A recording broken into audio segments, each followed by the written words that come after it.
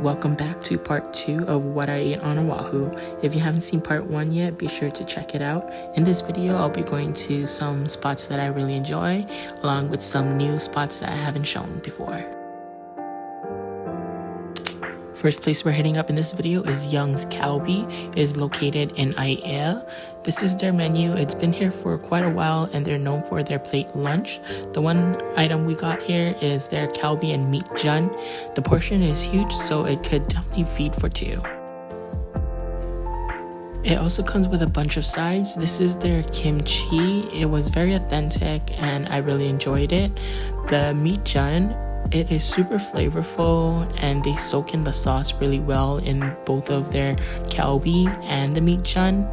Their sides are also pretty good. I do prefer yummy sides, but the meat quality here is much better. So I definitely recommend checking this place out and place a phone order in a van. Later on that day, we checked into Outrigger Waikiki Beach Resort for a little staycation for the weekend. Overall, I could see the rooms here is pretty old, but the view was pretty nice. I do like the location of this place because you're smack down in the strip of Waikiki. And the parking, I could say it's pretty small, and if there's overflow, they make you park somewhere else, so I didn't like that part. Later on for dinner that night, we went to Arancino Di Mare. This is one of my favorite Italian-Japanese spots in Waikiki. But I have to say, if I'm being honest, I could say that their quality has gotten down a little bit, but it is still pretty good. This is their house bread. It used to be much better. I could tell that this quality gotten worse. Their arancini balls still remains the same. I definitely still enjoyed this as an appetizer.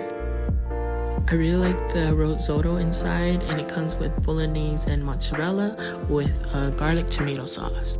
The outside has a little crunch to it, and the inside is filled with a lot of flavor, and it just oozes out. For pizza, we got the pizza quattro formaggi. This one has a bunch of different types of cheese on it, and it's served with honey.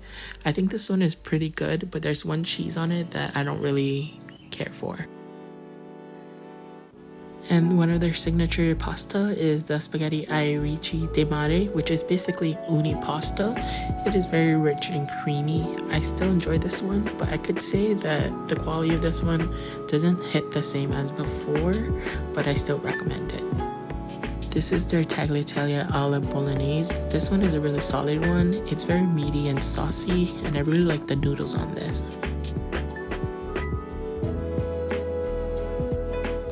This one I don't know how to pronounce, but this one, it lacked in flavor. I don't recommend this one. Their spaghetti alla carbonara, it is pretty good, but it is on the heavier side. And the last item we got here was their tiramisu. I definitely enjoyed this one, and this location is better because they give you a full square. If you go to the Kauhale, they give you a smaller portion. For a little nightcap, we went to Lewer's Lounge. This is one of my favorite bars when I'm in Waikiki because it's very relaxing and they play jazz music live.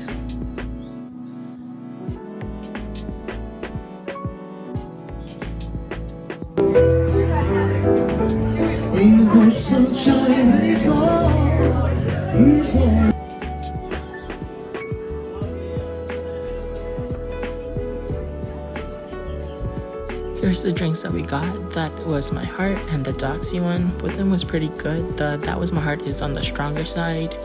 And we also got a coconut cake to share because we just ate dinner, so we just wanted a little nightcap and a small dessert.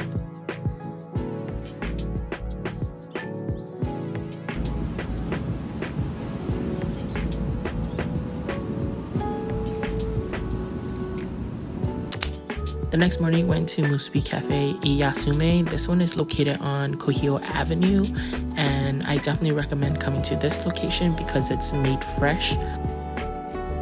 Over here, the Musubis are really cheap, so I definitely recommend checking it out.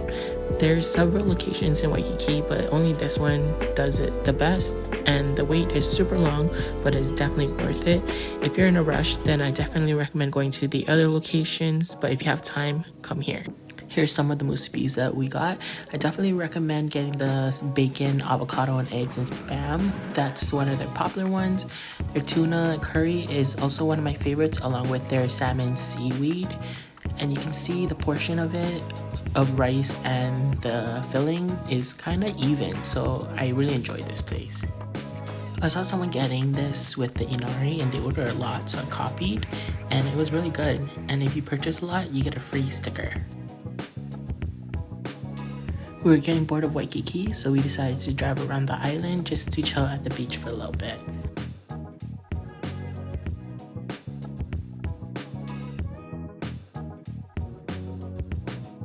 Afterwards, we stopped by Nanding's in Kalihi for their famous Spanish rolls. It is a Filipino pastry and it is super hot and buttery and soft. The pricing is super cheap as well, so I definitely recommend getting it.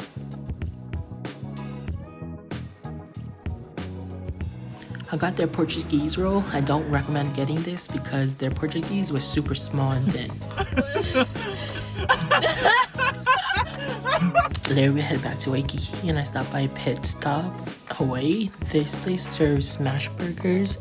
There's seatings on the side, but it is a food truck and the pricing here was pretty cheap as well, especially for Waikiki.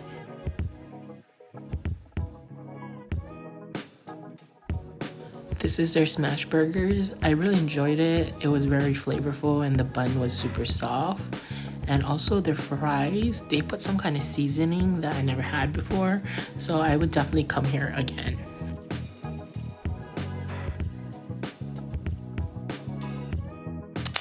Later on that night, we went to Vintage Book. It is a hidden speakeasy bar that recently opened in Kamokila.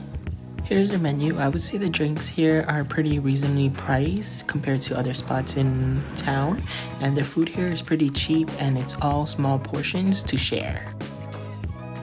We were a little bit early, but we still had to wait over an hour for our tables, so this is the drinks that we got, and they were nicely enough to comp it because we were waiting over an hour, so it was nice to have a free rounds of drinks, and that saved us a lot of money.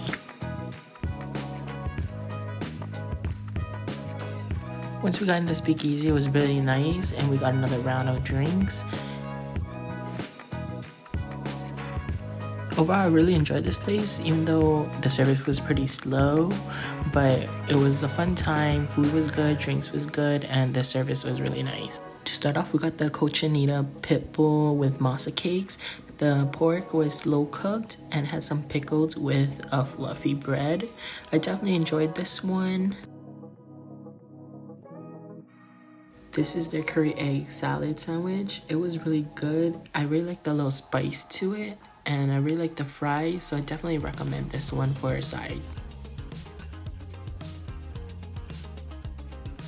For the tacos, we got one of each. This one, nothing really stood out, but it was pretty good still.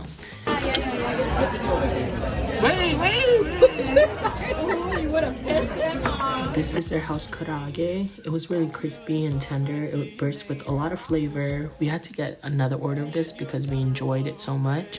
We also got the crispy lamb ribs. I didn't like it because I don't really like blue cheese, but if you're a fan of it, you might enjoy it. For dessert, I definitely recommend their Kohana rum tres leches. It was super flavorful and I wish I could have more.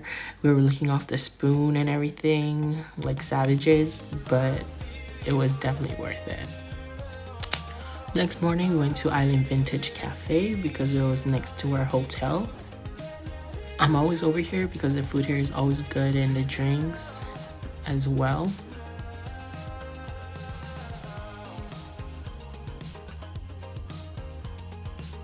This is their taro bagel with coconut cream and ube. This was really good. I don't know why I never tried it until now. It was trending on TikTok and I finally got it. I definitely recommend it. I also got their acai bowl.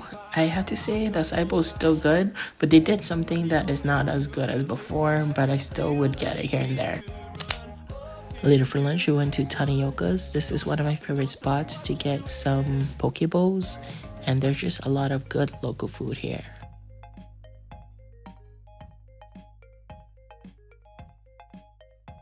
This is their mochiko chicken. It was very crispy and it was very sweet and juicy in the inside. I really enjoyed this one and I would definitely recommend getting it.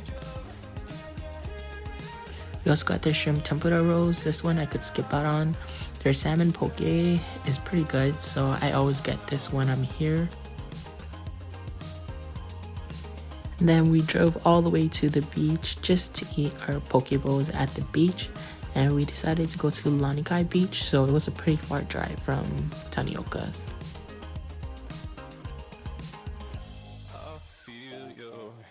This is their spicy ahi tempura bowl. I really like this one. It comes with a bunch of different fried items such as shrimp, veggies, and sweet potatoes. It was really good and I always get this when I'm here. After when we were done swimming at Lanikai and eating, we went shopping for a bit and caught the sunset in Kuhio.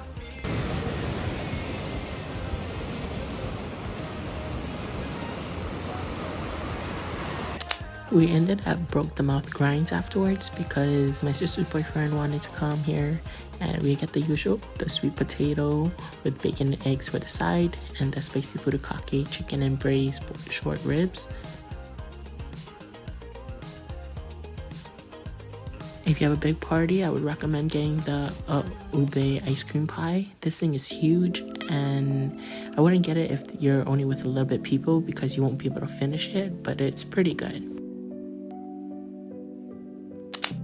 For late night snack, we went to Monkey Pod Kitchen, even though we were super full, but we wanted to check out their new location in Waikiki.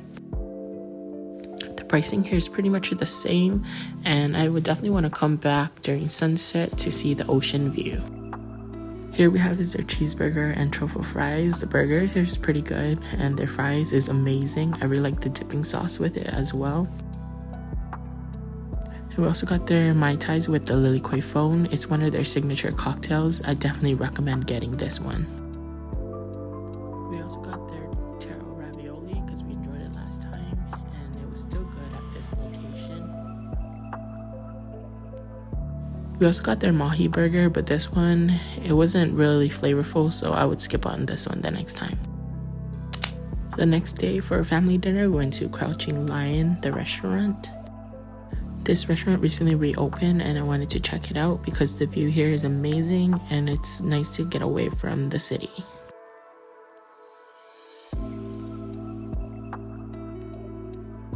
Here's the menu. I have to say the drinks here were pretty good. The food was decent.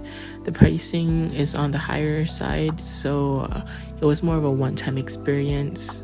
Nothing really stood out besides the view, but we did still had a really good time here. Here is their cucumber salad. It tasted pretty average, but it was expensive for $12. This is their kimchi mandu. It looks good, but overall I thought it was pretty decent. A dish that I would recommend here is the prime brisket taco. I would say the pricing was pretty reasonable. The tacos were a pretty good size and it was a lot of filling and it did taste pretty good. Another one that I really liked was their kimchi fried rice, though I have to say the portion was pretty small. And their grilled Kauai shrimp was also super flavorful. This is their cream pancake. I thought was pretty okay. And their hamakua mushrooms. This one was pretty good, but it was on the pricier side too.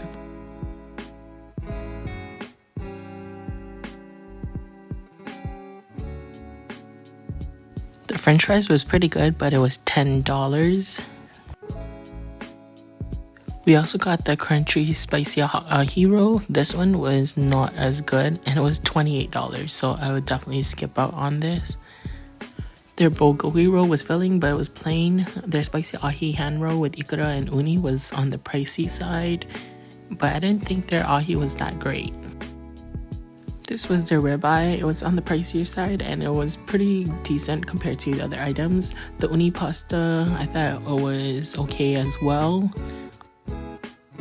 The kids' mini cheeseburger, I thought it was cool that it came in a little car and the kids seemed to love it. And we also got their Kal Bee. This one was pretty good as well. So I think the seafood options was not good, but their other dishes was pretty good. Overall, that was it, and that is for now.